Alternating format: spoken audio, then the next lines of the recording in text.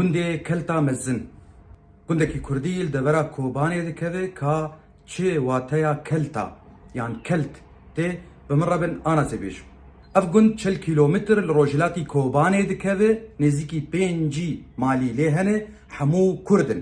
تەوی گۆهن مالبات بارکردنە تا باژارێ کۆبانێ لێ زێدەی 500 کەسی لێ هەنێ و هەموو کوردن و مەریە هەبن. گوندە کەڤنارێ دو بیرێن کەڤن لە گوند هەنێ کوربوونا وان 6 مترۆیە جوان ڕەتێ گوتن بیرێن دو تۆپان. دو شکەفت لە گوند هەنێ شکەفتێک ژێ 2 ئۆدەنێ و شکەفتێک جێ 3 ئۆدەنە. یەک کەلتک دنابەرە هەردوو شکەفتان دە هەیە. ئەف کەلتک چییە؟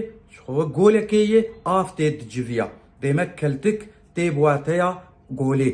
کارên gundiya xwedîkirina dewarayê û çandiniyê û darên zeytûna û fisteqa jî diçînin.